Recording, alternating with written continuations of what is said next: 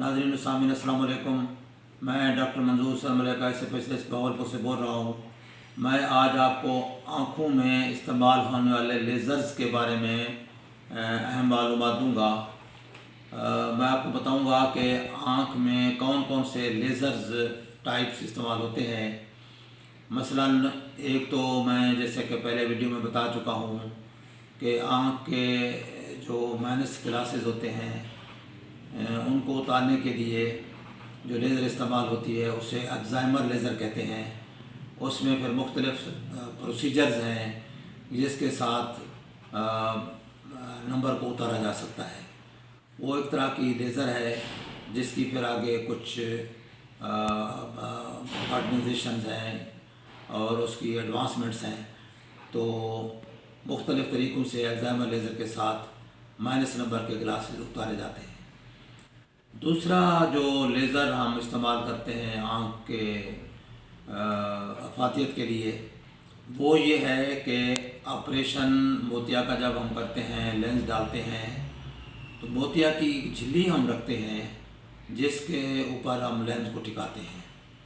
तो उसका जो मोतिया की जो झिल्ली या जो कैप्सूल है वो बाज़ औक़ात वक्त के साथ मैला हो जाता है और ख़ास तौर पर यंग लोगों में जल्दी मैला हो सकता है।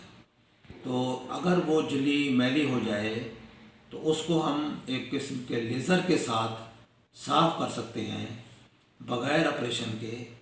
सिर्फ इस तरह की मशीन पर बिठाकर, मशीन मरीज़ जहाँ पे चिन रखता है हम वहाँ से फोकस करते हैं और लेज़र मशीन अटैच होती है जहाँ से हम लेज़र लगा के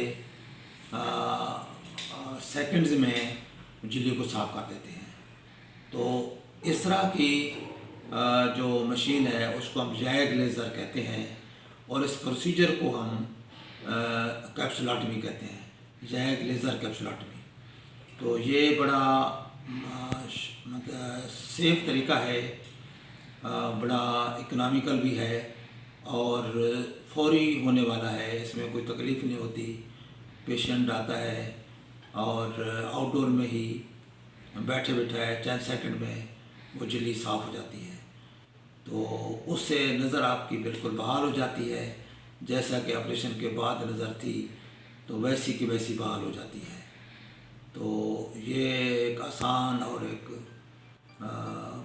बड़ा सेफ़ तरीका है जिसके साथ अगर मोतिया के बाद, लेंस के बाद, लेंस डालने के बाद नज़र किसी की धुंधली हो जाती है तो इस लेज़र के साथ साफ़ हो जाती है। मैं उम्मीद करता हूँ कि आप दूसरे लोगों से भी शेयर करेंगे ताकि दूसरे लोग भी इससे इस्तेफ़ादा कर सकें।